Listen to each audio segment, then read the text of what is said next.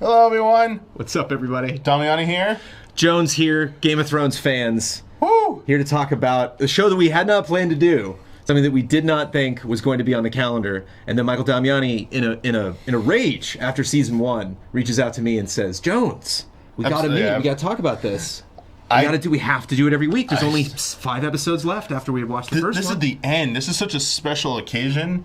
I just felt we couldn't let this slip by us. Like, we had to do something with this. It is a very special occasion. Like, I am freaking out. Every time the HBO logo goes away, like, Amanda and I just look at each other like, here we go. We can maybe kick it off that way. Just yeah. I don't want to go into season 2 before we talk about, or episode 2 before we talk about episode 1. But is it out of sync, chat? I thought last night. I could fix that. You can fix that while I talk about Game of Thrones. So we have 2 episodes so far. I have to go over here to fix it. I'm sorry. Winterfell and A Knight of the Seven Kingdoms was last night's episode.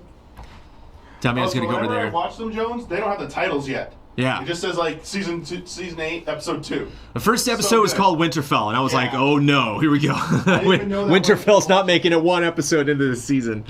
But I mean, I'll kick the conversation off, synced or desynced, by saying that I'm a fan so far. I've liked this season. I can definitely admit that the first 2 episodes were slower than Game of Thrones tends to be sometimes. I just think the show's been away for a really long time. A lot has happened, obviously, to these characters. And so, and considering that, I think you might think that we're spending too much time with the character, just throwing this out there. I don't think, personally, Theon Greyjoy is going to live through the next episode, and so I think you have this beautiful moment with him and Sansa where it's like, oh, remember, they grew up together, they were friends. They went through a lot before they went through all the things that we saw in the course of the show, and so, it's nice to, have them have a moment. Is that the last time Daenerys and Sam are going to talk ever? Maybe. It's nice to have. There's so many characters. There's so much going on. I thought we were going to get a little bit of the fight last night, but I was not surprised. They took 2 full episodes. About halfway through, I was like, there's no chance we're seeing the fight. They're saving this for, it's the whole next episode and maybe then some. But yeah, I kind of... the first 2 episodes, they definitely are kind of relishing in the fact that we've reached the end of this journey. Right. This is probably the last time the characters who've made it this far. Right. So the last time you're probably going to see them all together and be able to have these conversations. You see characters that haven't met each other before finally meeting, that you've been waiting for 8 seasons, or however long you've been waiting in the books. The Wall reunion last night really got me. The 3 of them together, man. It's I just was us. watching it, Jones, and as soon as they stepped at the wall, I was like, hey, it's just like the Night's Watch, and now my wall. I was like, oh yes. I was like, so even the beginning of the first episode 1 was just a throwback to the very beginning of the show. It's it was when Bran was running around when they're coming down the King's Road and he's climbing up. Arya too. And Arya, because the kid runs by Arya was in she's like, oh hey. Arya wasn't with the group. Where's Arya? Did it again. Bran climbing. Now it's a little kid climbing and just being I'm completely enthralled with the scene that they're seeing and marching down the King's Road and coming to Winterfell. And it's just great to see. I think I enjoyed episode 2 a lot more than episode 1. I thought I might have hated it going into it when I realized it's another setup episode. Man, we've had 2, but so good. And just seeing these conversations, these payoffs between meetings between people, just Jaime and Bran. That's the very first episode of the whole season. Will they ever find out? Will they ever confront each other about it? Yeah. There you go. And he goes, I want to apologize. I'm not really Brandon Stark anymore. Yeah. Not really. It's oh gosh. Whew. But it is interesting. It's interesting that that's touched upon twice in last night's episode. We might jump around a little bit because we are 2 episodes in. We'll get more consistent. Yeah, we're going to be covering both episode 1 and 2. But it would be, it's interesting that Jaime brings up when he's being accused by everyone in the house. He was like, "Hey man, I was doing what you were doing. We were at war. I was, I was working for my house. I was working for my family, the same thing you would do. And now, you can trust me because now I'm, it wouldn't behoove me. I wouldn't do anything for my family to, stop the effort of stopping the White Walkers and this plague that's coming down on us." And then Bran says the same thing later. Where he's like, "Why didn't you, throw me under the bus there?" And he's like, "What good would it do? You'd be dead. At this point, who cares? How can you help me stop the Night King if you're murdered?" Not to look into this too much, but Bran, knowing what Bran knows and knowing all the stuff that Bran's tied into, him intentionally saving Jaime Lannister is telling question mark that he knows Jaime Lannister has a plan. Listen. Like he's like, no, I've I've Doctor Stranged into the end game. I know how this goes. Jones, like yes, but then he delivers that line. Bran delivers that line to him and goes, "Thank you for not throwing me under the bus." And then he explains why. He goes, "But what about after?" Yeah. And he's like, "Oh, we get thrown under the bus." And then like Bran's just like, "What makes you assume there's an after?" I was like, "Oh shit." So like hear me out on this. Everyone is making fun of Bran as a meme right now because he's standing around. What if it's because he's seen the future and he knows they lose? Everything, like, what if he knows everyone's about to die and, like, you can't do anything to stop it? Wouldn't you just be like, this sucks. I don't care about life anymore. I'm just gonna, everything I did was meaningless. I'm just sitting around doing nothing. Or at least the extent of his own power. That there's by telling them what's going to happen, it's not going to change it. And if anything, it'll make them, more upset when it happens or anything. Like my best course of action, which is why it's interesting that he did talk up last night and was like, specifically the Night King's coming for me, and everyone's like, what? Whoa. Like, why would he specifically say that? If he's like, oh, I'm gonna hang out in the Godswood, it's like, what, do you know, does he, I don't think he's hanging out in the Godswood because he thinks he'll be safest there. Like, I think that's where no one else will be, and so, he's like, because I think, not to get too much in predictions, but just like, what if he was to be kidnapped? What if they just grab him and take him and they're off? What if that's all they came for Winterfell for? And so they're like, they kind of sneak in. There's actually not a big fight tomorrow night. They just kind of like, whoop, and they're like, oh, like. I feel like there's still going to be a fight because, I did watch the preview for the next episode, and like they don't show a lot, but there's clearly fight scenes. But so people get ready to fight. Jones, I don't know. No, Jones, it's a good thing. Listen. We're not even halfway through the season. Right. There's not going to be 4 80-minute episodes of the Battle of Winterfell. There's going to be more than this. Yeah. So either one of two things are going to happen. They win, and that like the Army of the Dead threat's over, which seems a little anticlimactic and doesn't seem like that's probably going to happen. Right. Or they have to lose, but like that can't be the end. Probably. Something's going to have to happen. I just think they scatter. Yeah. I think they. There you go. I think it goes south real quick. I think we lose probably some important people, and I pictured Jon and Daenerys separating. Certainly Jaime, I think, is going to separate from the group. Maybe take Tyrion and some other people, head back to King's Landing to defend King's Landing. They already showed a scene that they wouldn't show if it wasn't important. They're going to go back to the Iron Islands because that's where Theon's sister, Yara and the rest of the Iron Boy are there waiting, and they want to secure it so that when Daenerys might have to retreat. So I think they're gonna have to retreat there, and I don't want to go too much beyond that, but that's what I expect to happen. I think they're gonna lose the battle next week. There's gonna be a lot of bad stuff that happens, and they're gonna have to GTFO fast to get out of there. But it's interesting. I mean, that's not.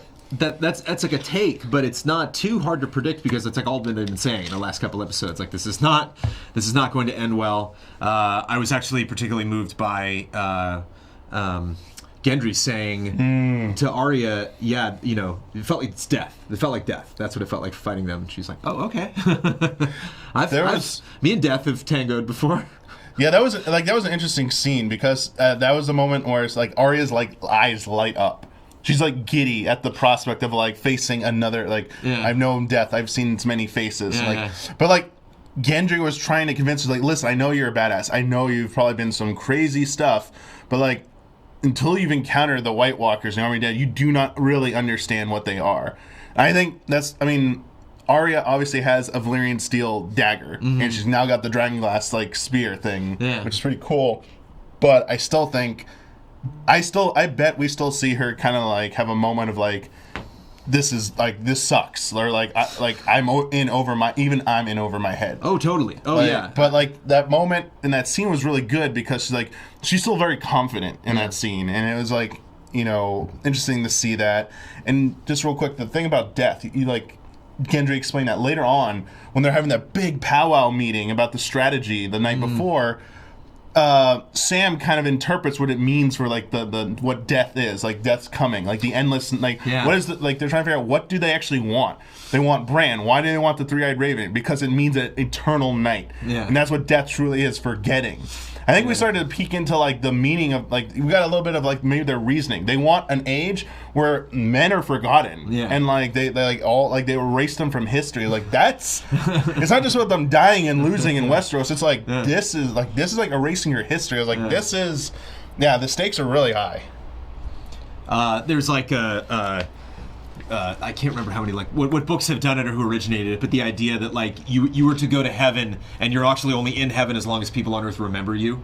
So like there are some people that will be eternal, like that will be around forever. That was yeah, movie kind Coco, of like yeah. that. Well, Coco did that, but it's also based on other people's writings and just that idea of like how long would you actually last. I love just you can always answer. Isn't that a Pixar movie?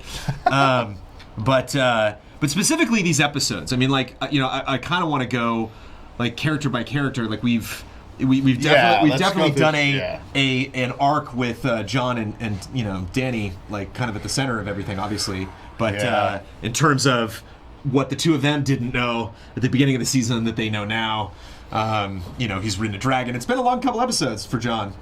It's been a roller coaster. Yeah, like I feel like you're starting to see him test in a way he hasn't been tested before. Right. Like he's seen his world like upended and stuff, but the thing he always knew deep down is that I'm a bastard. My father was a very honorable man who died for like upholding his beliefs, and as long as like I don't care what happens, as long as I follow that path, whether like he's died for it already, he's like this is the path I'm going to follow. This is who I am, and being revealed that no, actually you're something more. Like you are this, but also hi, I'm in this like relationship. I love Daenerys Stormborn, but wait, now we're related? Like, oh shit, but it's not even, that's not the complication. Complication now is that he is the rightful heir, according to like, like the birthright rule. And now it's like, crap, like, how are we going to resolve this? And that was like a question. This is the question that's been asked in both two episodes by almost every character interaction is we can work out terms now and be on good terms in the immediate, but the what comes after. It was with this. That's the thing between Daenerys and Jon. It's like, we can fight together now and put all this aside. They even got interrupted before they're about to answer the question. Sansa and Daenerys, same thing. Sansa and Daenerys were also the same thing. It's like, hey, we actually like each other, but what happens when you sit on the Iron Throne and we have to bend the knee to you? We don't, like, this is our impasse. And it's I just love how these two episodes highlighted. We'll go through the characters more specifically, but the thing I love the best is the most like flawed characters are the ones that are still alive at the end. The ones who are the most straightforward characters in this series have died already, or like gone. And I love seeing that like there is so much gray that you have to deal with these characters. Oh yeah, like you talked about Theon and Sansa being reunited, and like her hugging him. It's emotional and stuff, but like at the same time, Theon took Winterfell and like killed Sir Roderick. He killed people there. He pretended he killed the brothers, and like it seems like because he didn't actually do it, now like he did save Sansa's life, and like these complicated relationships of why we're drawn to this. And you talked about Jaime's little mock trial at the beginning. Yeah. They like Sansa and Daenerys like kill this dude's dead. You're so dead. Why did you come here? And then Tyrion tries to say him, and like, no, you screwed up once with Cersei. You're so screwed right now. Sit in your corner, Tyrion. And then Brienne stands up and is like, no, listen, Sansa, I saved your life. You know how like trustworthy I am. I would not be here if not for Jaime, who made a pledge and an oath to your mother to do this. So it's like, listen, like, come really on. Great moment for that all to come out. I think Sophie Turner did a good job. You could like see that on her face, kind of like, okay. Yeah, they're like frustrated, but like I love that. It's just like you have to come and accept that despite people's flaws, that their wrongdoing is that do you make peace with them in order to move forward, or do you uphold your like principles and kill them, but it might cost you the future. It's like welcome to like reality and like tough choices. It's so good. Well, I mean, there's someone is executed in the first episode of Game of Thrones. Like you see that immediately. Like Ned and Jon, witness this man for seemingly Night's Watch person who for seemingly something that's like hard to understand. It's like this introduction to the brutality of the world. Like why? Wow, this guy just ran away and we're killing him. We're not just send him back. Especially if you're short on men. Just like send him back. It's like no, there has to be laws. There has to be a reason. And you have to swing the sword. And so it's interesting, especially also it was interesting kind of seeing that scene mirror Littlefinger's finale from last season, in terms of like them again having at the time Jaime was betraying them, they trusted Littlefinger. Well, now they don't, and Littlefinger's gone. But now Jaime's back, someone who they have vilified for so long. But again, it's just that question of like what worth is this person to us and really at the end of the day, what choices did they make that ultimately benefited us, even if we don't necessarily realize it in that moment? And so, yeah, that's why I was just totally fine with 2 episodes of people getting back together, because like you said, there's so much going on. Sansa and Tyrion, oh hey. Yeah, it's been a while. Even making the line, you're Queen of the North, and it's like, cool, you're the hand to the Queen. Like, we did it, I guess. Like, we came back from, it seems millennia the last time they ago saw each other was that, Joffrey's wedding. Joffrey's dead. They're both on the run. It's like this seems like separating characters are never going to get back, and that's what I think. Like, it's so why it weighs so much, and even just like Endgame this weekend, you're just like, oh god, it just takes time. Like, it takes time to do these things. Like, you can't tell me the story that this happened really quickly and then have it have that emotional impact. It takes years. I'm sure it even benefited them for us to have had a 1.5 year break since season 7. It feels like forever since we watched the show. Yeah. And it's interesting, like, when Jorah Mormont's cousin, when she was like, I'm fighting the battle, there's nothing you can do about it. I was like, okay, waiting for that scene. When she had that scene where she's confronting him, and you see her, it's like, aren't you in college now? Like, it seems like years since I last watched your scenes. So, like, she hasn't necessarily grown that up. Yeah. Look at Bran, and, like, how much Bran has grown. It's insane. Yeah, seeing Jorah meet Lady Mormont and stuff, I was like, they have to, like, well, how's this going to go down? Because he's exiled, and now she's the leader in, like, of the House of Mormont. I was like, And then, like, yeah, she's like, basically, like, yeah, like, I'm going to fight, go, like, I like when he goes cousin. I was like, oh, dang, they're cousins. I was like, age difference there. I was like, Jorah's been around, a long time. And Jorah, when he left, that's why he was in Essos, like, he took off. And wasn't Ned, like, hunting after him? Mm-hmm. Like, he basically did the same. He's in the home. Like, he did the same thing that the guy did in the first episode. Like, here's back in Winterfell. Like. Well, he was smuggling. That's right. He was smuggling, but he was smuggling humans. But he escaped the. He fled away to, like, not get caught, essentially. Yeah. Because Ned was going to chase him over there. Again, the same thing. The Stark's like, Yeah. I mean, there's nothing we can do now. There's such we got bigger fish to fry. So much good payoffs, just even with that, because Jorah's father, Lord Mormont, the Night's Watch, when he was in charge, gave Jon his Valyrian sword, which was meant to go to Jorah. Yeah. And he's like, no, it's in better hands with you and stuff like that, because he saw Jon as a father. And then it comes full circle that, because, Jon and Sam become good friends, they teaches him to, be a better person, to have courage, and, like, you can fight in other ways, Sam, you have knowledge. Goes to Citadel, stands up to his parents, and, like, takes their sword, which is also a Valyrian sword, and when he meets Ser Jorah Mormont, after, like, hailing him, saving him, and, like, you're a great person, like, your father taught me this, gives him another family sword. It's like, hey, you gave up your family sword when I went to Jon, but here's another one because you have come full circle. You have proven your worth. Here you go. And fight out there. You know what I probably love? What I love is that in a lot of instances, the character would probably, be like, oh, no, I can't. No, it's an honor. I couldn't. And I love that George's like, I'll take that. He goes, I'll fight. I'll honor his memory. +10 to White Walker damage. I'll take it. Yeah, the Valyrian steel is going to be very valuable in that fight there. There's some other good ones. Some interesting ones I thought were Grey Worm and Missandei. Yeah. They've been loyal to Daenerys. They're still loyal. They're obviously going to keep fighting for her. But you've seen, like, they were both slaves. They were freed by Daenerys. They grew up in a part of the world where originally called Slaver's Bay. But even there in the north, you see they're getting odd looks. People don't really feel comfortable around them. And they have that discussion about what are we going to, like, what are we going to do after? And they're like, we're not going to grow old here. Like, we don't, like, we'll serve her till she gets the throne. Yeah. Where do you want to go? And they want to, like, let's go back to my home island and stuff. And it's like, this, like, everyone has, like, their own, like, you're seeing everyone's, like, dreams, like, what they you're seeing what they truly wanted out of the game, essentially. Yeah. Where do you want to end up? And I, like, loved how everyone got kind of like a payoff in this episode. Yeah.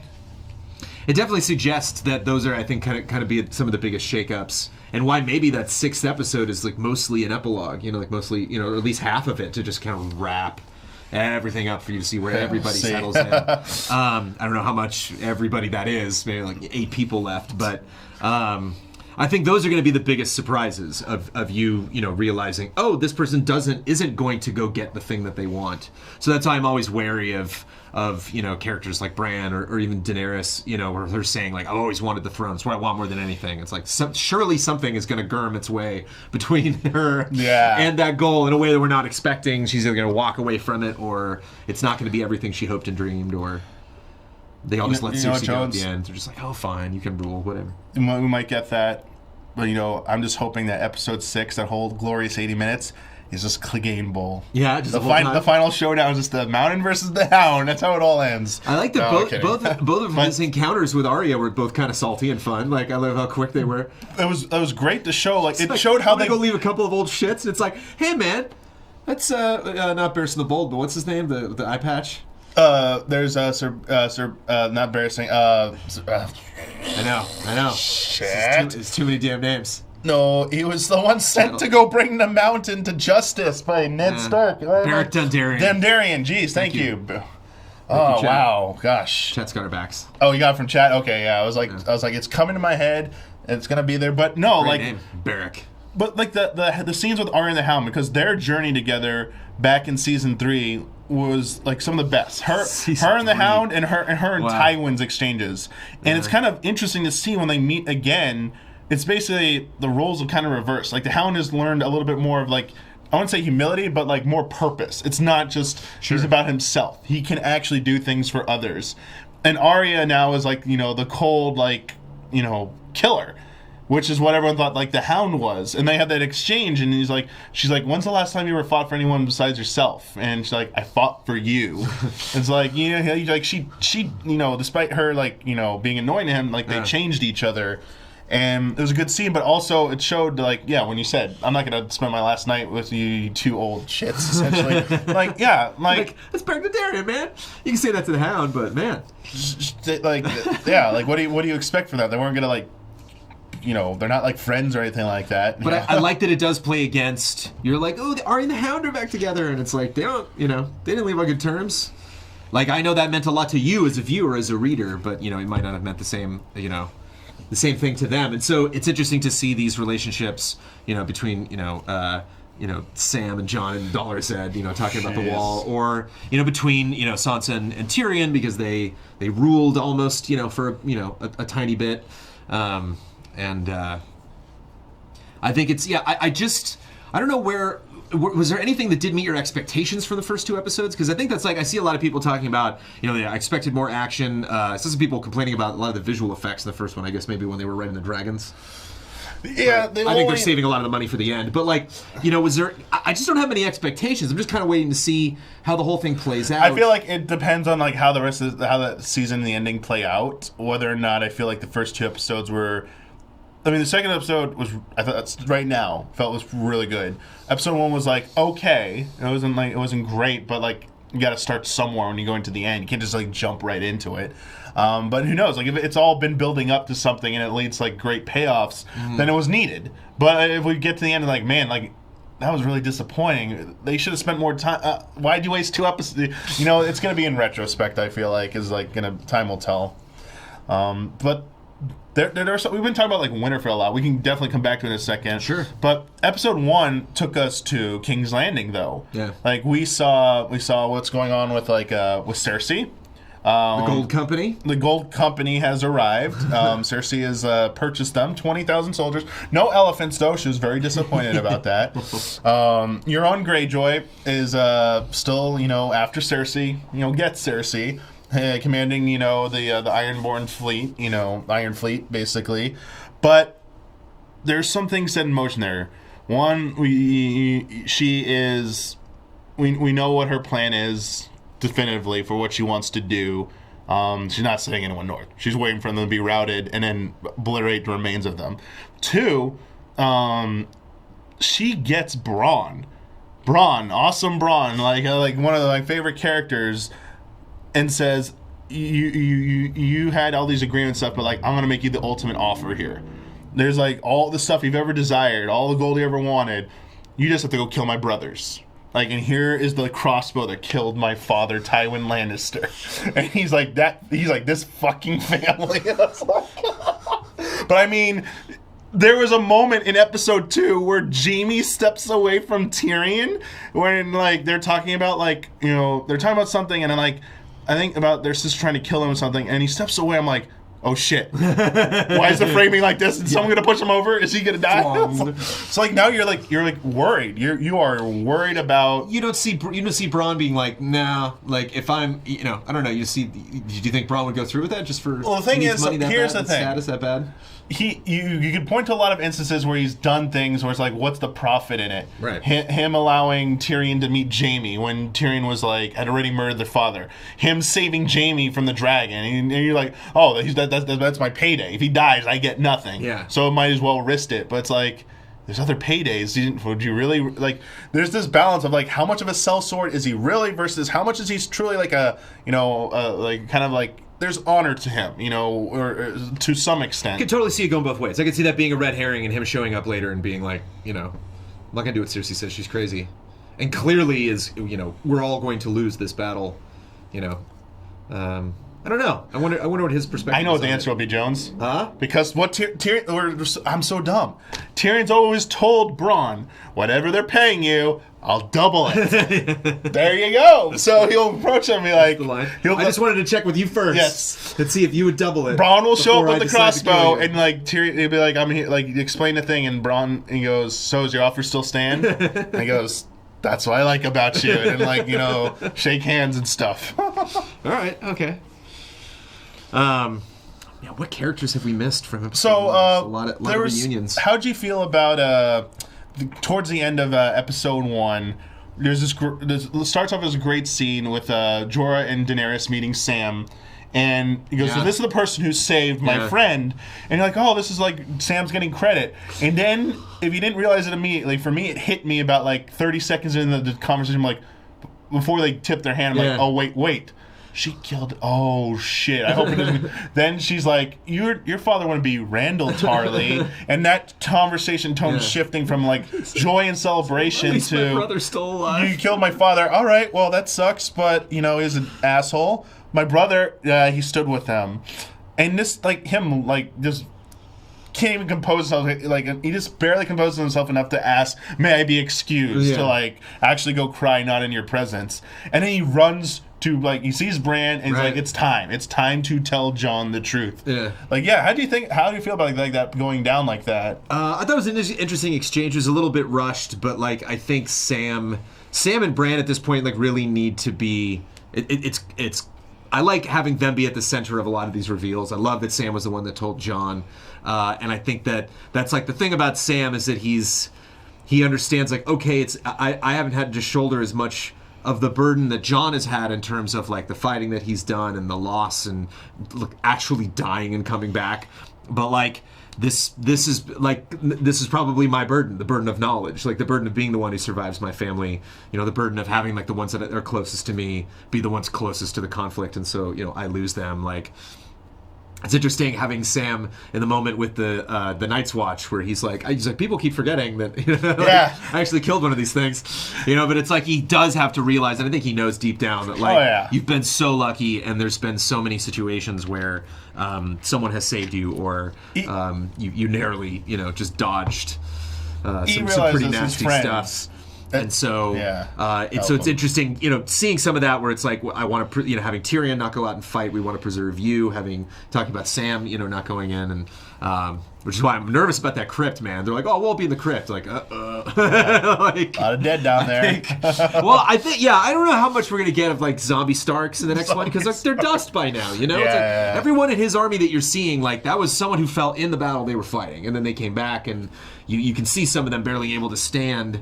And it's like when you have, when you have things that are just, you know, like twigs. It's like it's not going to be that formidable. You shatter them, they're not getting back from that. Obviously, I love when Sam was listing his accomplishments. He's like stealing the books from the Citadel. It's like what's such a big deal for him. It's like I stole books from the Citadel because in that same conversation, Danny's like, "What's your crime? You want to be pardoned of?"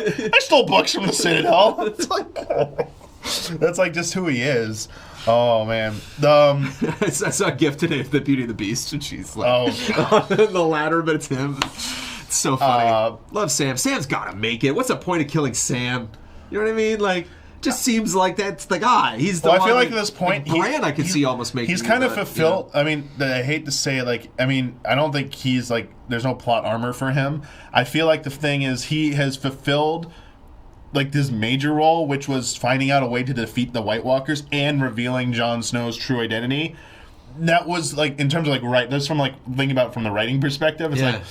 There isn't actually a definitive reason why he has to live anymore other than like we want to see him live. Yeah, I think like it'd be weird to kill him off like before he found out the secret to the White Walkers. Like, okay, why'd you spend all this time alluding to this and he dies unless you introduce someone else who's going to pick up where he. Also, passing on the White Walkers, destroying knowledge, like he out of the scholars of the world. Because like there are people, even if like at the end of this season, like they take King's Landing, they take Winterfell, they take the towers, they take the Iron Islands, they take everything. All of Westeros is gone. Dude, there's dudes sitting out in the sun in Essos or other places. So like, White Walker, what? Like this is never gonna affect me. It doesn't matter. It's literally just in this one like corner of the world. I mean, he's got a dragon now, so who knows? Yeah, I don't want to get into that because so maybe I don't want to speculate. Sam is the storyteller. Like that's the way I envision it. It's like Sam is the one that's going to pass this information along to other people. Still something that bugs me, Jones, about like that can totally happen. I still think I don't understand why the whole world now that's like definitive proof that they're there. Why aren't like people like coming over to like Westeros to be like we got to stop this now. Like I cannot believe that if the Army of the Dead conquers Westeros, they're like, oh, we're on islands, we're safe. They're not going to be able to sail on the ship. They have a drag. Like they're gonna get over there somehow. There will be a way they get over there. I feel like it's a world threat. So I never get that. I don't want to get too much into this because it could be something that happens in the next. By the end, like they explain it. But that's always been the one. If you ask me, it's something that's been disappointing. Sure. Because that's never been properly explained. Why no one else cares about it. I'll try. Yeah. I think, and this is something that fascinated me about the books right away, is I remember starting it up and being like, ooh, because when you first start the first book, there's not a lot of supernatural stuff going on. It does start with the first White Walker. You get a sense that like, oh, there was some ghostly presence that was in this forest that like took these people out. They're pretty savage. But they also talk about wildlings. They talk about just north of the wall. It's like it's definitely spooky stuff goes on past there. They talk to Bran and Arya about that. The Jojen talks about that to Jon when he takes him to the wall. Just this whole mystique around like the forests and the early people and all of these different myths and stuff. And it's not really until like you get into Melisandre and you get into like some of these characters later that like okay you actually see like there is magic, there are dragons now, like there are things in this world that I cannot understand that most people don't understand. And I think because I got such a strong dose of that at the beginning of the books, it really set this world, my understanding of this world, that like it's really hard for people to believe something that's not like right in front of them.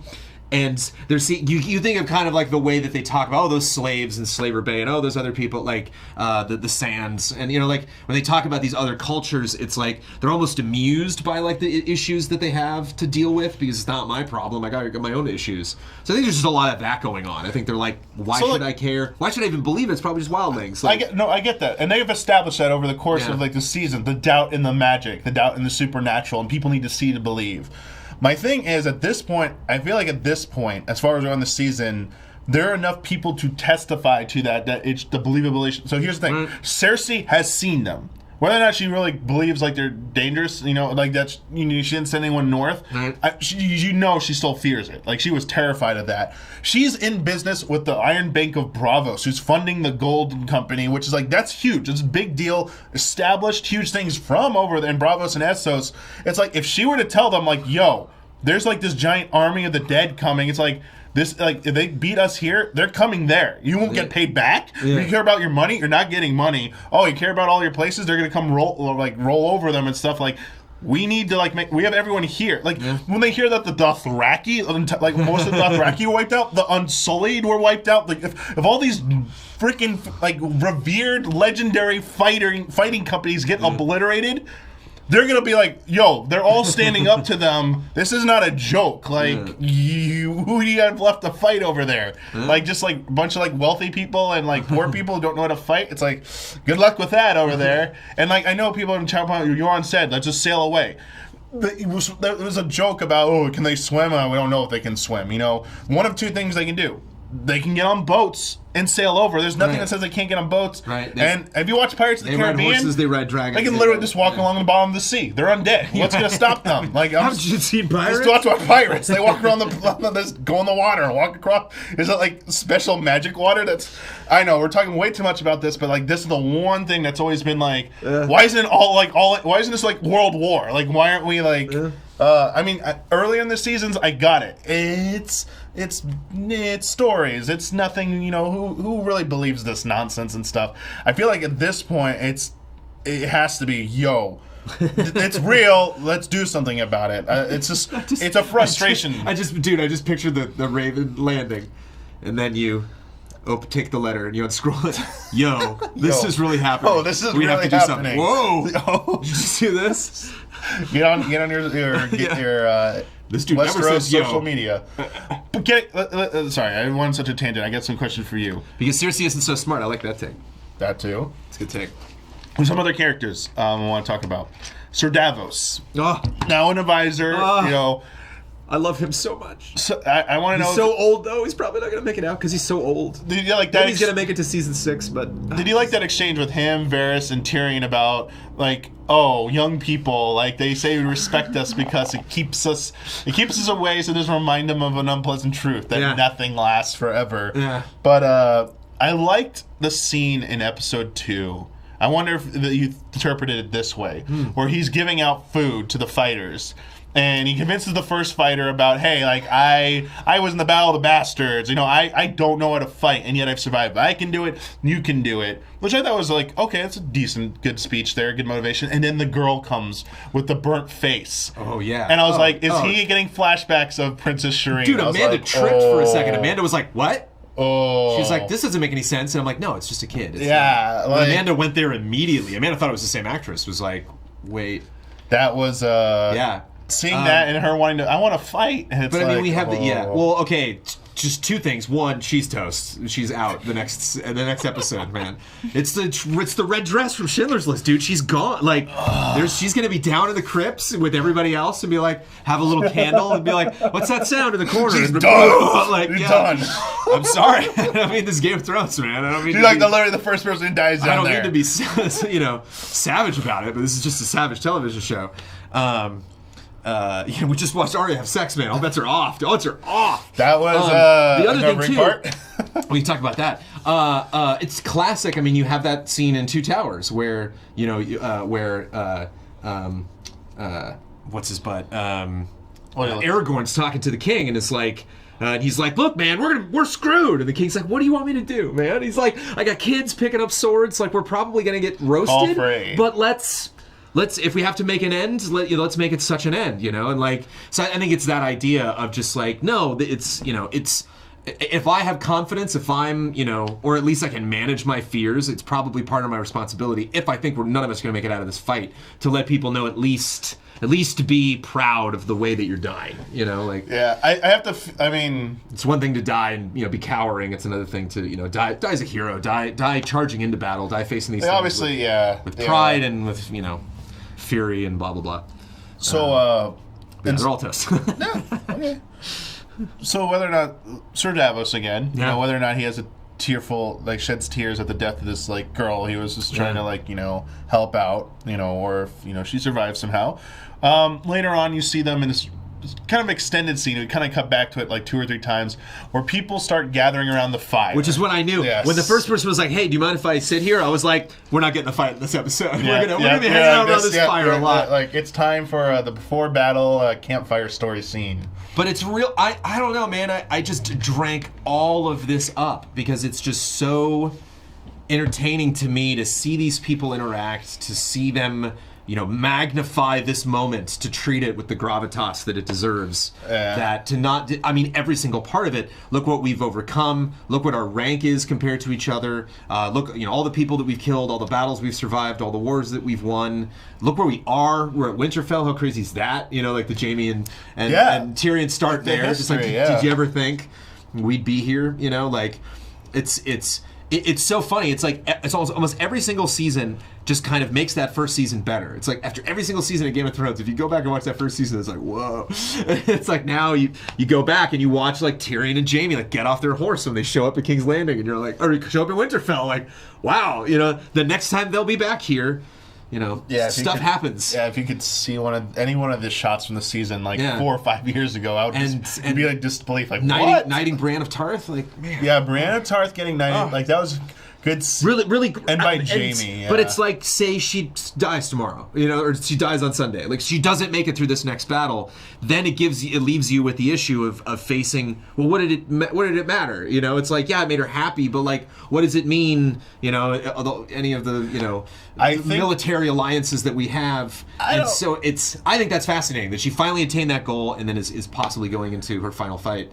You can look at it that way, but I feel like it was coming the full circle. Her final realization that she'd had all these beliefs about being like honorable, just, like fighting for the right side. Right. And through her journeys, especially through her relationship with Jaime, she has seen it's not black and white.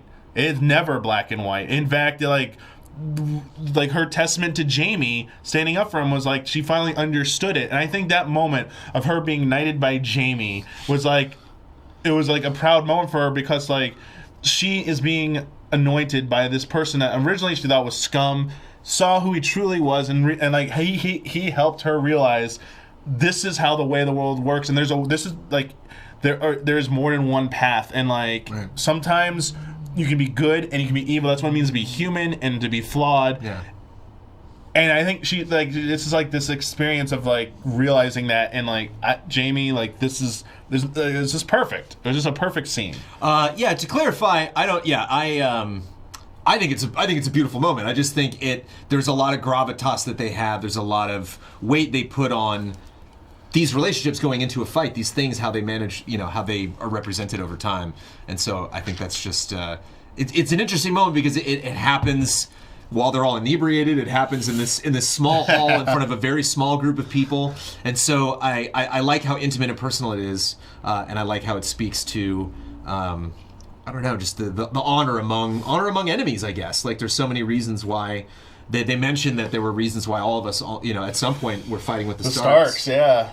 But life is complicated. Here we are now. And Chad brings up a really good notion that you can totally see that becoming a legend. I think it was Steven that brought that up, where like, the first female knight, like that's definitely a song that will be passed down, a story, if someone survives to tell it.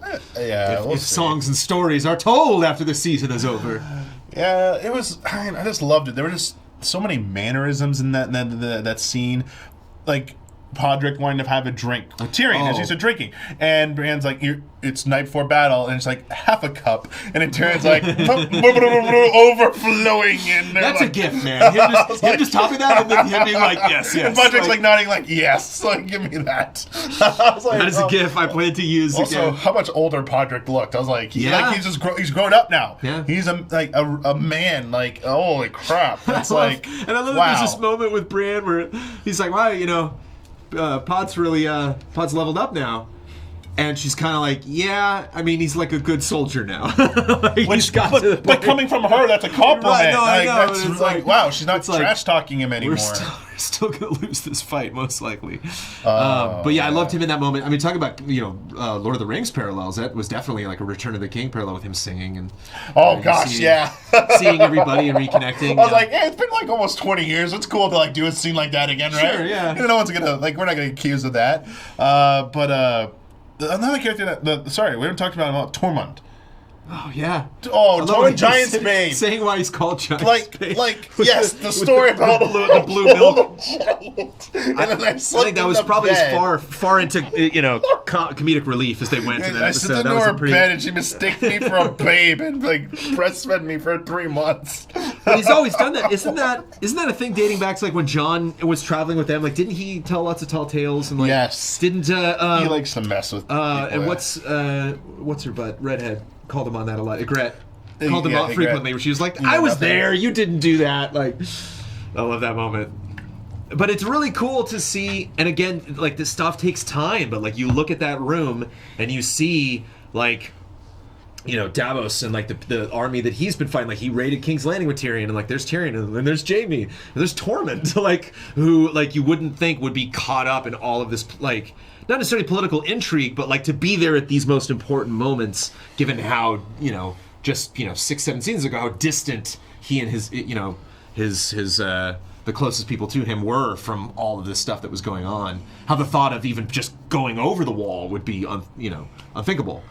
And like not only has now the wall's been knocked down, and did you get emotional when the title changed when you saw like the opening? Oh yeah, like, episode 1 going into I was like into Winterfell. I was like, there's 2 things that hit me at first. Like, wait, is my brightness wrong? And then 2, I was like, did they not render out? Is there a rendering problem? Oh geez, I got to re-upload the episode. And then when I went to I was like, wait, no, it's all different. And I was like, it's winter. I was like, oh, winter. I get it. Yeah, it was such a good. That's why the blue screen's bad. Episode 1, they had to get that new intro. Or all those new intros. Probably gonna be a new one every episode. Gonna follow it. Yeah, I mean, we have Brienne and Tormund. Are you a fan? Of who? Do you think that's going to the romance? It's amusing. I like how like initially no one's really into like Brienne, and then like Tormund Caesar's like yes, it's like okay, it's funny, and like it was like mostly. His pursuit of her there. Like, it's always funny to see his, like, reaction. He's, like, so excited and stuff. But, like, there's a little tension there because he can sense, oh, she's into Jaime a little bit. Oh, yeah. I got competition. Yeah. It's like, didn't carry it too ridiculously far. But, I mean, he's a fun character to have around. And, I loved when he was introduced in episode 2.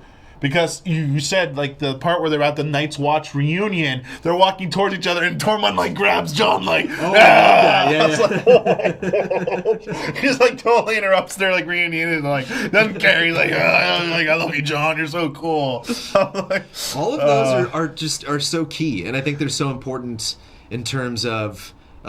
if you go back, I think when all of this is going to be over and do a rewatch, I bet episodes 1 and 2 are going to be devastating. If you know what happens, if you know what are the last moments, what are these last conversations truly, and you see that and go back and experience it again, just be like, oh god, Tormund. Yeah. There's a special one moment and I think we're just going to start ping ponging all over the place. Okay. But one thing that I really like, just to have these checks, to have these points, because like I have. I think justice comes up a lot. I think that I've seen that word a lot in chat of just people like wanting justice or wanting things to be the right way. And I think you mentioned earlier that like we see a lot of characters that are still around. They're not necessarily the ones that are like, no, maybe other than Jon and like the Onion Knight who are like, no, there's a way you're supposed to do things. Like these are all pretty people whose paths have been kind of suspect. They've had to go through some pretty crazy stuff to survive the Game of Thrones and like be here today. But I still love these little checks every now and then, and I love when Jaime shows up and he's talking with Tyrion, and he's like, "Hey, I'm surprised you're here, man. I'm surprised you're even involved." And he's like, "Oh yeah. Seriously, she's crazy, man. She's crazy." And Tyrion's like, "Yeah, but when you knew she was crazy, you were still together with her. Yeah. Like, don't give me that. Like you still." It's essentially a little bit of that still exists between Tyrion and Jaime, who are like. Still very close. Even in even in book 1, when they're writing together, I got a sense deeply that Jaime loves his brother a lot, and that Jaime's like certainly much more than Cersei does, and certainly way more than Tywin did. Tywin. And I just like that there's still kind of that barrier. Yeah. With being like, how I had to grow up with her, man. How hard she's made my life, and I cannot believe you're surprised that she's in the situation that she is in now. And if that has to be encapsulated literally just one sentence of like, Dinklage staring at him like, I thought that was interesting. I like that moment. Yeah. Because Jaime's a complicated character. It's really it'd be interesting to...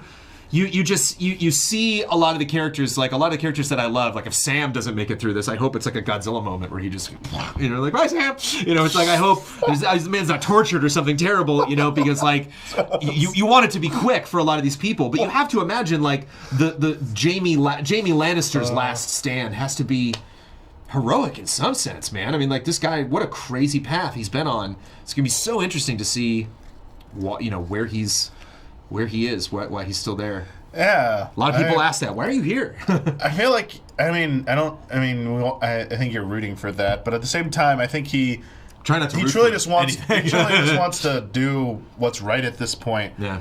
Him humbly asking Bran, like, I'm like, even though I'm not that great of a fighter. Listen, I'm never going to be a great fighter anymore. I lost my hand. I'm not a good fighter right now, but I would be honored to serve under you. You know, in the fight to come, which is great. Sorry, the scene, and then that same exchange before the exchange happened though, about Cersei. They were the talk about, like, they're sitting down by the fire, and Tyrion goes, "I wish Father were here." And he pauses though, and you're like, and Jaime's looks like, really, what are you? What? And then he finishes the thought. To see that we're about to die protecting Winterfell. I was like, the pause was so good. I was just like, what? Oh, just like love that. Like Jay was about like, I'm gonna really kill you now. Like I love you, but like, what, you asshole, after what you put us through and stuff? And he like, no. That was like good writing there. Yeah. There's no easy friendships now, you know, and I think that's also really satisfying at the end of a show that's lasted for this long, that like everyone kind of messed around with everyone in some way, you know, like everyone has a history. You know, it's neat to see, you know, even with that scene with Beric Dondarrion and Arya, it's just like, oh yeah, like been a while, but like we are. I have heard of you. I have heard of your exploits, and we have crossed at some point. And I think a lot of those things at the time, if they didn't necessarily have an immediate impact, we kind of threw away. We don't really think of. I mean, with last season, I like to think that a lot of people, because the book brings them up a lot, but the show just kind of lets her go. But then a lot of people forgot about Nymeria, you know. Yeah. And so when like this wolf comes out of the woods at Arya, and you're like, oh, and book fans are like, yeah, you know, like a lot of people watching the show are like, oh, right, you know, it's just not something that's come back a lot. Or she doesn't remember. Not Jojen. I said Jojen before. It's not Jojen. It's Jojen Reed. Jojen's the Reed. His uncle that goes that vanishes north of the wall and comes back. Benjen. Jojen Benjen. But having Benjen come back, like, oh right, you know, and so I think that also comes, you know, pops up when you start to see these characters together again. Even maybe someone like Dolores Ed, where I think maybe a lot of people are like, who? And like, yeah, he's the head of the Night's Watch, if that's even a thing really anymore. It's just it reminds me of like a good, you know, I know lots of people have horror stories about college reunions or, you know, high school reunions, but it's just that gratifying, you know, check-in with people that you haven't seen in a really long time. Reminds me of like we go to E3 or something, and you're like, right, you see people like, you know, it's like you have histories with people, but then just you get swept up doing other things, and you know, the show is ending. There's a huge fight that's coming, that's been a threat that's been present the entire time. This was not, the White Walkers are not like some weird season 4 add-on. Like, this is the way this world is built. And so I just think it's hard. It's really hard for me to be critical. I mean, like, as we potentially wrap up the conversation, like, is there anything you thought should have happened or something? I'm really just kind of kicking back with popcorn, literally, and just loving it. I'm having a ball this whole time. Yeah, no. I mean, so that's my weird... What a journey. Weird frustration I explained earlier, but, I mean... I haven't tried any Game of Thrones Oreos. Game of Thrones Oreos? Have you tried them yet? No, I saw those. I haven't tried Amanda those brought them up today, like, why don't you have them? I'm like, I'm sorry, I didn't know. They look interesting, but... There was one scene, you alluded to it, when Arya and Gendry finally, have at it, because she's like, I've never experienced it, we're going to probably die tomorrow, like... let's do this and stuff. And I saw a lot of the feedback was, there's two things I found funny. One was immediately, apparently on Google search, the number, like, the percentage of people searching what is her age shot up to, like, infinite proportions on the chart. Like, the line chart was like, yeah, that's right. I was like, a lot of people were like, wait a second. How old is Maisie Williams? That. But also, like, what's Arya's age and stuff. Right. It's like, But, I mean, the more mature approach about it is, like, a lot of dads chimed in and said, like, hey, to you people who aren't dads who have a daughter grow up, this is like being a father watching your daughter grow up. There you go. This is literally what it is. That's the point. It's like, like as TV viewers, we grew up with Arya. It's like you're seeing one of your daughters grow up, and now, you know, she's doing this. Like, how does it make, there you go. That's how you're supposed to feel, and it's like, oh, okay. Yeah, like there was Emily Browning is an actress I can think of. Believe that's her name. She was in the Lemony Snicket movie, the one with Jim Carrey, and she's on American Gods right now. And and she's just naked everywhere. And like she's just hit that age where she's like, I'm just gonna be nude in like almost everything that I do. And it's like, okay, I definitely saw this kid as a child actor, but moving on, it's I don't know. I think to me it's shocking, weird. But I think it has an interesting. I can't think that they did this like, oh, what? Yeah, we just had an Arya. So, like, they know that was going to be scandalous. They know horror movie rule, Jones. They know they were going to throw people. But I think it's interesting having a season 1 episode where you have Bran with like, with his 3 women. Like, it reminds you of season 1. Just every scene with Littlefinger, there's just boobs in the background. And then now it's like, well, here's a character you're very well familiar with, having sex for the first time. With someone who she's never, he's never had sex with her, and he's never, so it's like their first time as well, and it's on the eve of this terrible battle, and it's a move that she does that seems very uncharacteristic because she's so bloodthirsty, because she's so capable of revenge and horrible things. And to me, it shows one, she's still human. Yeah. She hasn't completely lost humanity, which I think. I never really thought that, but like the way characters talk to her and interact with her, it's just if she is all she cares about now is killing people and like seeing if she can beat people like through wits or through like just like battle tactics. So it showed me that, but also like this is supposed to be like a medieval setting. Mm-hmm. That was like the way of things. Like I forget how old she's probably like mid to late teens at that point in the books or whatever. In the books, yeah, she's like 10 when it's. But by this, all the characters are very young. In her show, like she's probably like closer to the higher books have broken several laws. It's like back in the medieval times. I guess it's like close to like lifespan of a person. It's like that's what it is. That's how things were. Not like saying anything more than that. But when you sit back and think about it, like not that shocking and stuff. But it would be hilarious if they both die and stuff. And it's like, there you go. There's a movie rule. The horror film. Yeah, if it's sex, you're gonna die. It's like, oh. Well, it's interesting because it's not only obviously, has the show almost never really considered visually or contextually or musically or cinematography wise to sexualize Arya, and almost like the exact opposite. She's like very much a recluse, very much an introvert. Almost is skinned like ankles to wrists. Like you just never see her, even undressed partially, and so like I thought it was played 100% completely for shock value, and I appreciated the shock of it. I guess I thought I was when it was happening, I was clearly like, whoa, okay, they know that's the hashtag, that's the moment that everybody's gonna be remembering. I think it's interesting when you see non-spoilery tweets that are like, it was a good episode. I mean, that moment was weird, but other than that, it's pretty good. I think it even showed that two things as well. She was still in control of the whole situation, even though she'd never done it before. Mm-hmm. Like, this is her first time. But she was clearly the dominant one in there. She was still in control. Well, she's an assassin, Yeah, like, she saw her target and, whoosh, she success. Man, I feel like, it feels like it plays to her character. I feel like that's how she's always kind of, like, been. She's the one willing to take risks. She's the one to, like, leap out and do stuff and, like, break out of the stereotypes and the comfort zone of roles usually dictated to women of that time period and stuff, and she's like, no, screw this, I'm gonna do whatever I want. And like that's usually it. That's like, Gendry is the one who's like forging weapons, run up above north of the wall and stuff. He's like, I'm like, ran out with his hammer all gung-ho, and then like it's like Arya's like, no, I'm like, I got this. Like, you sit back and relax. And not to read like too much into it and get nitpicky or analyze too much, but I found it interesting that when we had the oh holy night moment, like the night before Christmas moment, where you just see everybody, the montage of just kind of everybody, the old couple hugging each other on the Titanic, like right before, the calm before the storm. You see her, Gendry's asleep, she's not.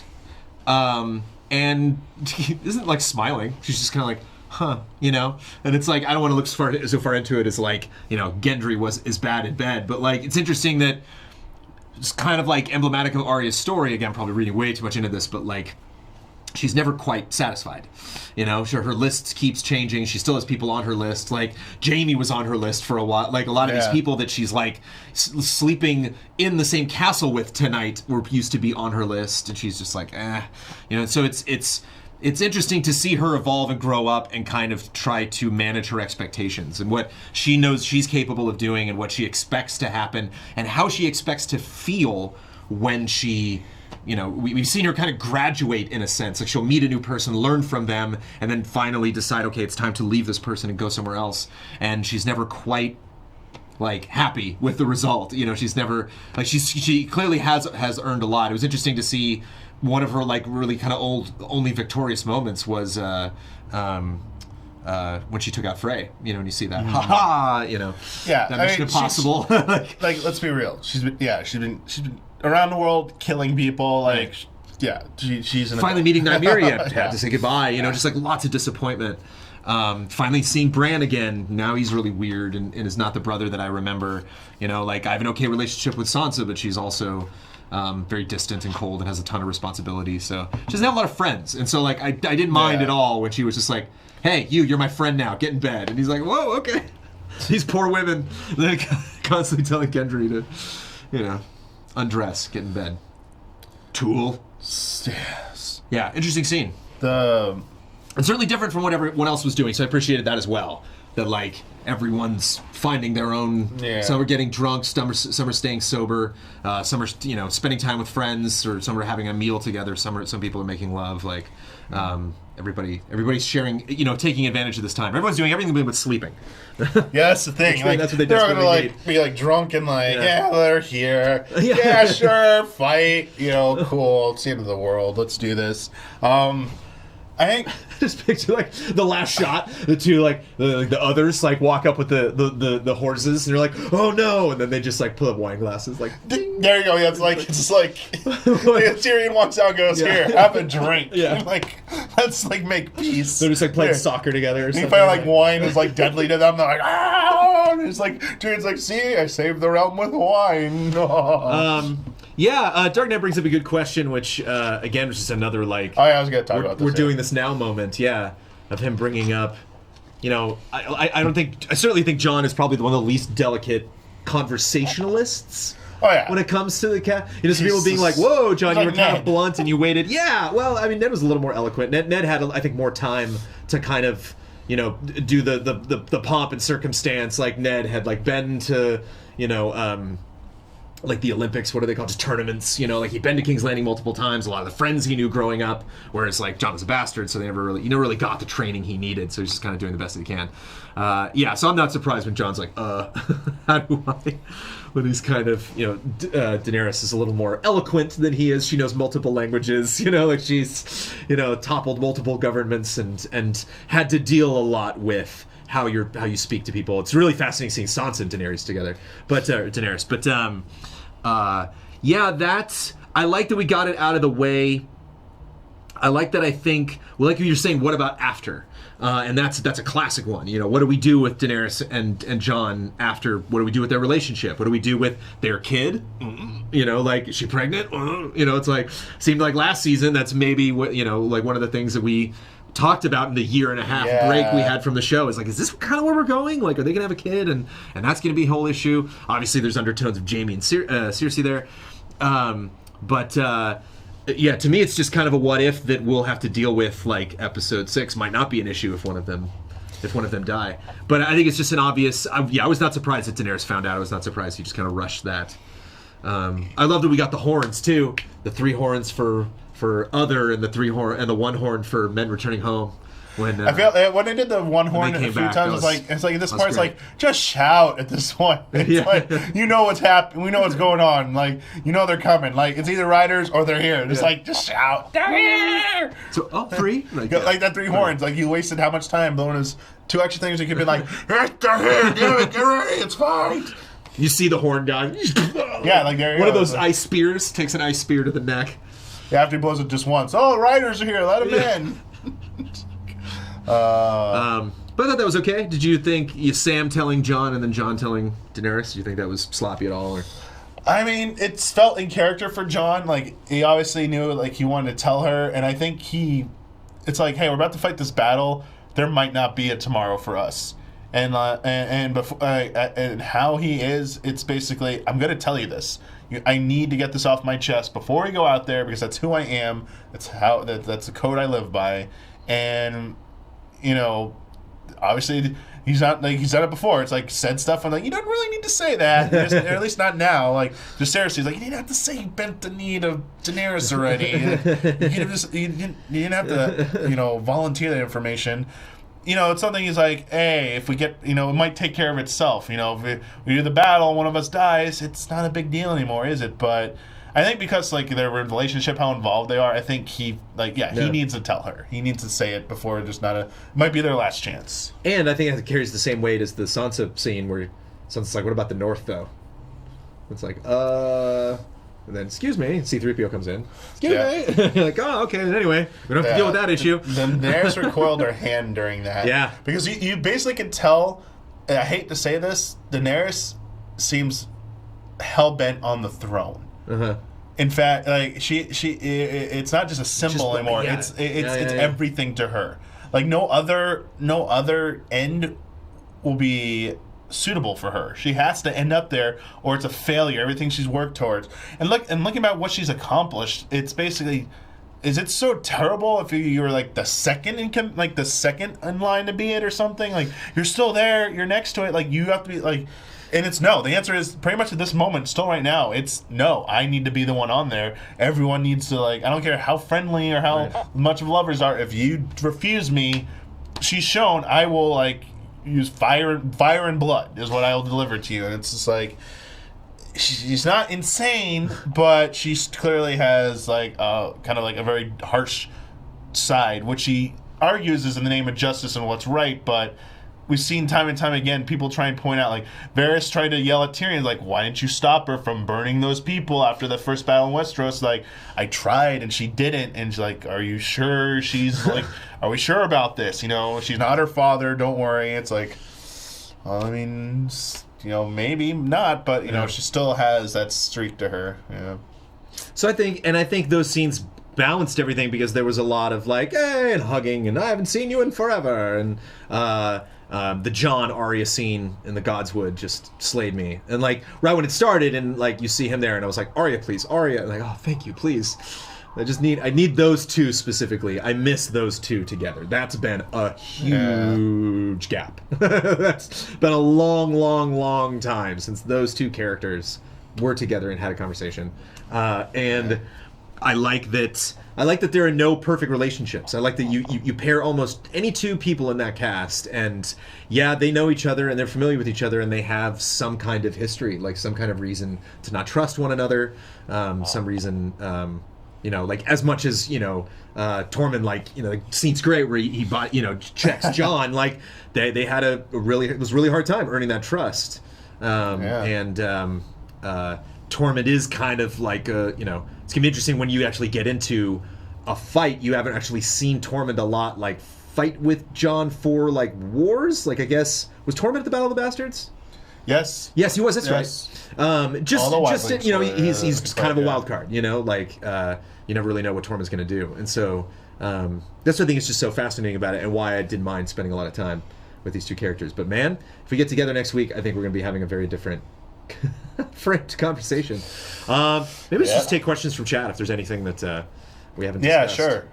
As we wrap it up, if you have any questions. At Easy Allies and ask us some that we didn't specific stuff we didn't cover yet necessarily. But that was an hour and 20. I think that was pretty good. Covering 2 whole episodes, yeah. I'm just I'm just gonna wake up Sunday after Avengers, be like, oh, here we go. He wears glasses is nice. Oh, the sighting of Ghost. Ghost in that shot. Yeah, Ghost was nice. I'm nervous about Ghost. Ghost still around. I'm always nervous. Direwolves. What was his butt? Sunday. What was summer? Yeah, Sunday. Summer was you had to blink. Oh, summer's gone. What'd you guys think of Jon's direwolf just showing up? I mean, yeah, that's just budget. That is a special effect every single time that dog is in frame. Like you can't just have the dog in frame.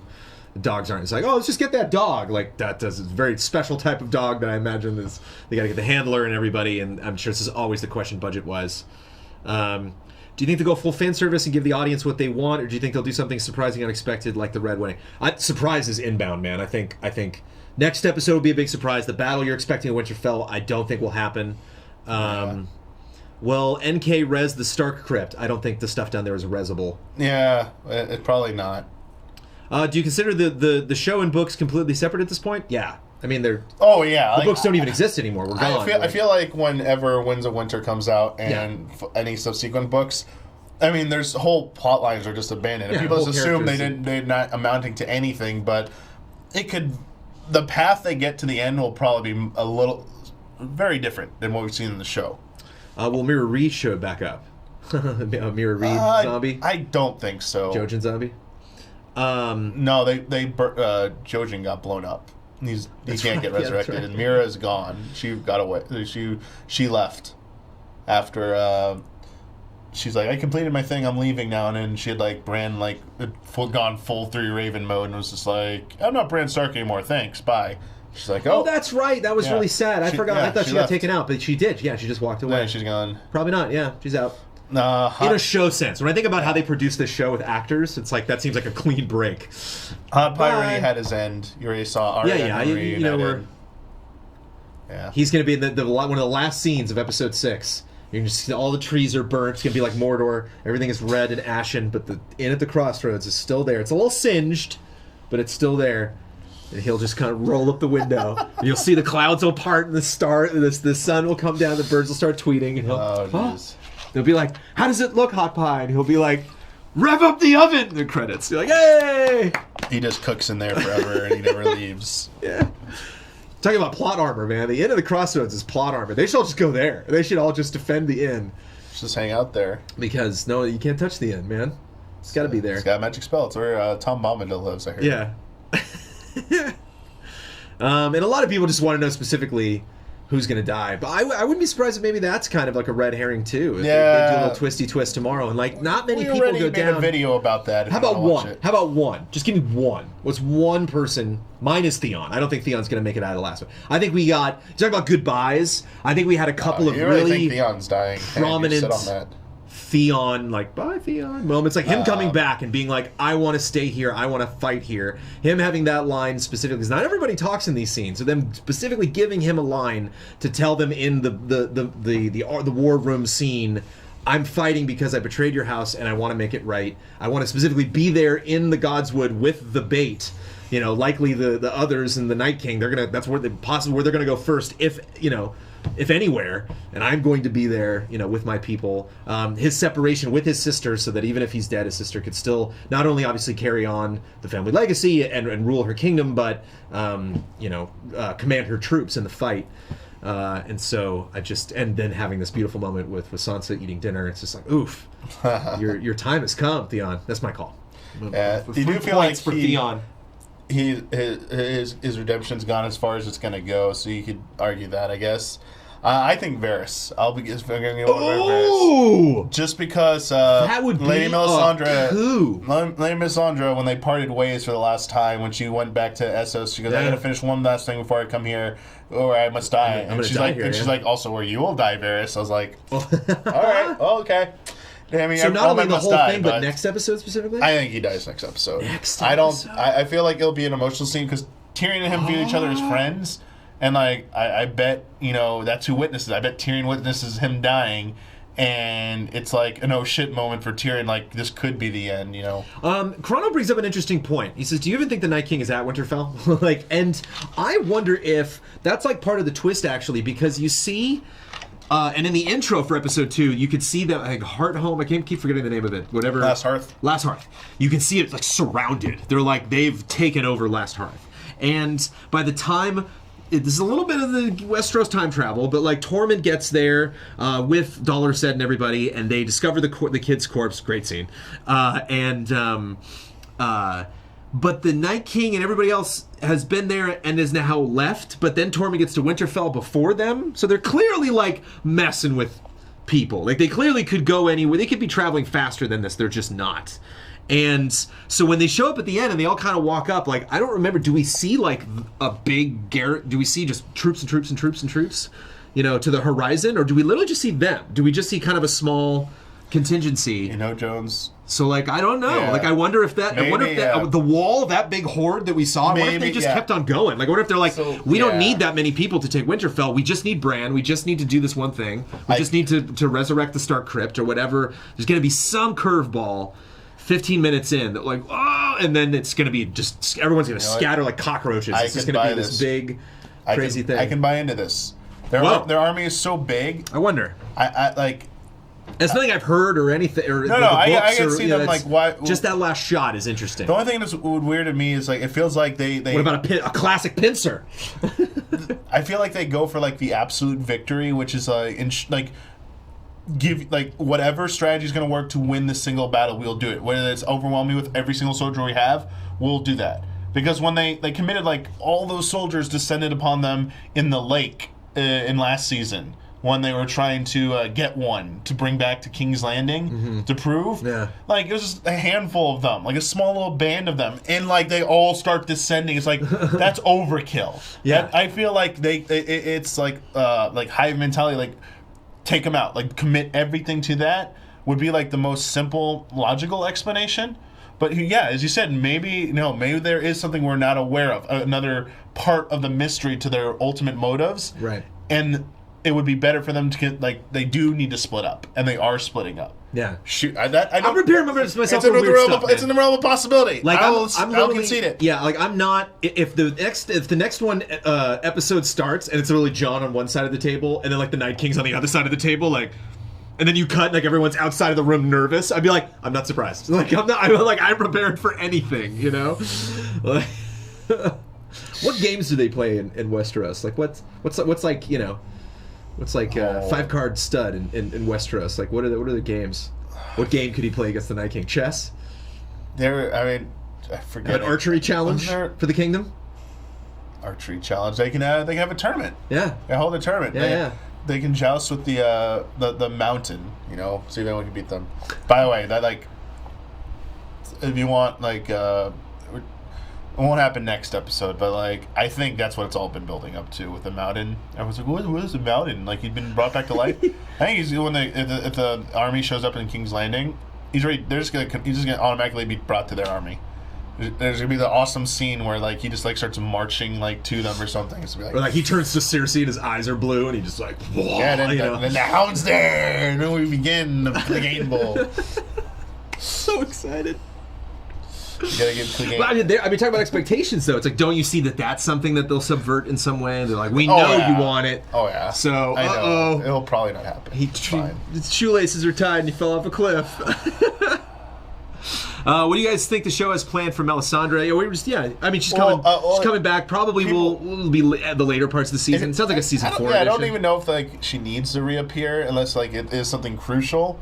Like, I don't need, but, like, after the credit scene of her, like, coming up in a rowboat, really old. Yeah, where'd you row off to? And then she, like, comes off the boat, like, lands in the sand, like, and you're like, and then just dies there. Yeah, Song of Ice and Fire finished. She lost her stone, so she can't de-age anymore. Yep. Yeah, you lost your glamour pendant. The thing about, like, sacrifice a stone like JoJo. That's still the thing that I don't know if it'll ever be resolved. It might be one of the questions always left open-ended. The whole thing about, like, the different gods, the many-faced god, the god death, like the Lord of Light, like, I love the night. The night reveal. You forget about the 7. Like, we've seen all these kind of, like, have, like, to some extent be true. It's like, are they all true, or only parts of it true? Like, I don't know if we're ever get a definitive answer. And, like, maybe the Melisandre thing contribute to that. The understanding of that, like, when she comes back with some, like, new Lord of Light power or something, and it's like, I don't know if that's even going to contribute to anything in the end, and if it does, will we fully understand it? But it is something that, like I'm also curious about is, what, if any, answer we will get to that question about, like, who is the true god? What are the gods part in this? It'd be interesting for Melisandre and Bran to have a little chit-chat. Oh, yeah, because he could probably be like, I can expose stuff if it's not true, you know? Yeah. Yeah. I wonder if we're gonna get at least one more cool Bran vision before it's all over. Yeah, I thought we were gonna get crazy. You know, Bran visions are great. It's perfect. I can't think of a better term for it. But it is interesting that he obviously has such a big role to play and hasn't really talked that much. But again, I just keep playing my expectations in reverse. Case in point, like, you see the end of the first episode where he's like, Jaime, and, like, dun dun dun, like, nothing really happened. You know, like, Jaime's fine, everyone's fine, calm down. So I think anything that they're playing up and having the end of this, it's like if that fizzled in episode 2, and we end episode 2, oh no, Winterfell's toast. It's like, will that fizzle in episode 3? I don't know. We shall see. Yeah. Damiani, do you think all the leaders in Game of Thrones could do a sit down with the meeting, like some No. Final Fantasy thing? I missed it. No, okay. Someone just trolling at that point. What was the biggest spoiler? Well, I don't know. Everybody being there, people surviving. I guess. If you want something that's like maybe expectation wise, we were talking about earlier, there hasn't been anything like earth shattering. No. In the first 2 episodes. Yeah, it's just been okay. It's setting up the earth to shatter. Yeah. We're still kind of waiting for that. Yeah. It's been entertaining, but not like whoa. No. That just happened. Everyone get on social media and talk about it right now. Yeah. Are we good? I think we're good. Yeah. All right. Next week. I'm Brandon Jones. This is Michael Damiani. We're gonna be back. Yes. What time works for you then? Does 4 work for you? You want to do earlier next week? Oh yeah. You So wanna put... if we know we're doing it, I could probably change the time and stuff. Yeah. Well, yeah. Let's 2 is a little tight. I never know how long Cup of Jones is going to be, but I think we can maybe make 2. We can. I could have done it today. We can do it. No, later. Later is if I actually rush. easier for me. So if you want to keep it like same time, or if you want to make it 3 or something, we can do that. Okay. That'll give you enough time to do. Your Stay tuned Cup for the of time Jones. next week, and if you're obviously watching this on, the on demand later, then thanks for tuning in. Again, this is it was unscheduled until just near the end of last week when you were like, I can't help it, we got to do it. I think you asked me on Monday actually, but there was just too much going on last Monday. We didn't have time to record it or shoot it. But I was too busy to do last Monday actually. But I enjoyed this, and man, this you don't have so much time. You have no idea how much time we're saving right now, because it's like if not tomorrow, like like right before the group stream, I just have to be like, wait a minute, just 10 minutes. So what'd you think? Like, how are we? Where are we at? Right? The Arya scene was whatever, but yeah, just to really focus on stuff. It's nice to just get this off my chest, and it's wonderful to get feedback. It's a no preview policy. No preview policy for these What episodes. do you mean? We don't. Like, don't put description on the video or something? I guess, yeah, no, we'll definitely say it as a, I'm a pro preview policy? I'm confused. The preview policy. We won't call this a preview. Like, when you click over the thumbnail? No discussing the episode preview. Oh, that thing for, okay, boom. Yeah, sure. I get it. Okay, starting now, going forward, apps 100%. Yeah. Well, we won't talk about it anymore. I'll just say, like, the next episode preview doesn't spoil like anything. It was like literally like the original Avengers Endgame teaser. It was like the most unrevealing like close-up shots of like people's faces. Yeah. For the majority of the shots, it's like okay, cool, like nothing. It was like the bare minimum to fill up like a short preview window. It's like okay, but that makes sense. I understand. Some Going forward, choose. even saying a certain character is in there will be too much. So I can't no help it. more after this. I can't help it watching those things. So I will watch them. I won't talk about it. I also watch it. We just won't talk about it as fact. Yeah. We won't talk about it as fact. So yeah, again, there will be 4 more of these. Just 4 more episodes in the season, and then we will do a spoiler mode with many more of these people. I might sit out of that. I don't know. We'll see. We're gonna have a lot of people signing up for both the Endgame and the Game of Thrones spoiler modes. We're shooting Endgame next Tuesday. Oh yeah. So yeah. Seeing that Thursday night. Lots coming up. It's good. Yeah. Lots of conclusions to Battle. big long stories, Damiani. We got Thanos and the Night King this week, everybody. Woo! Thanks for tuning in, everybody. Thank you, Damiani, for coming all the way down. Just to chat about this. But I enjoy it so much because it's fun to get those other angles. It's fun to think of things that I'm not thinking of, and of course, fun to anticipate the next episode, which I want to see right now, but we can't. We gotta wait. Yeah. We'll see you after it. Thanks for watching, everybody. See ya.